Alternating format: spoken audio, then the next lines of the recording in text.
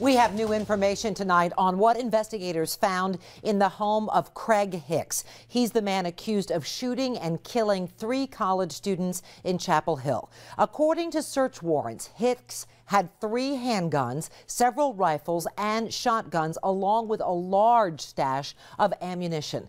Police also took another handgun from Hicks when he was arrested. Paul? The violence in Chapel Hill is drawing an international response, and now President Obama is weighing in.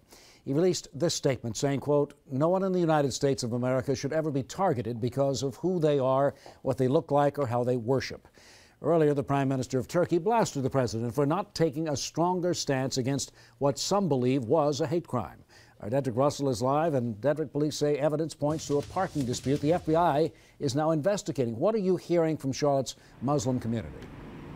Well, Paul, they are sad, frustrated, and concerned. Many Muslims showed up today for prayer at the mosque located right around the corner. They were told this is not the time for weakness, but the time to stay the course and hold on to their faith.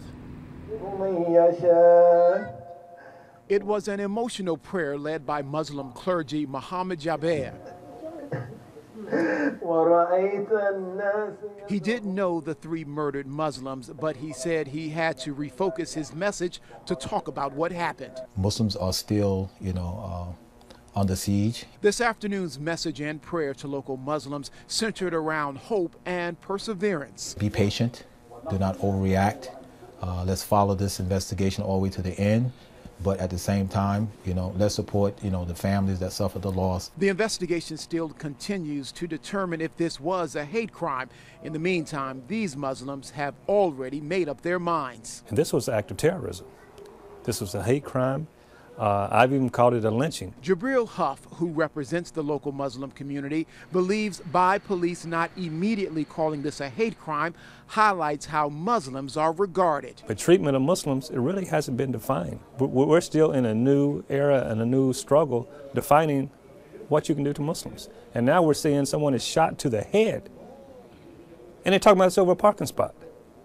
This is ridiculous. This guy has to be prosecuted to the fullest extent of the law. While the judicial system plays out, these killings have forced some Muslims to live in fear. It could be any one of us at any time.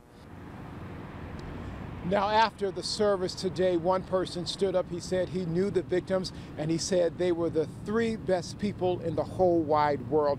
The Muslims prayed for the family today, and they also prayed that justice will be served. Live in East Charlotte, Dedrick Russell, WBTV, on your side. Certainly very sad. Dedrick, thank you. Now, when does a crime become a hate crime in the eyes of the law? Here's the definition from the FBI. A traditional offense like murder, arson, or vandalism with an added element of bias. The key is being able to prove that bias existed to a jury. If the FBI determines a hate crime was committed, the suspect can face a long stretch in federal prison. There's no state hate crime law here in North Carolina. If federal prosecutors don't get involved, a first-degree murder conviction means either life in prison or the death sentence.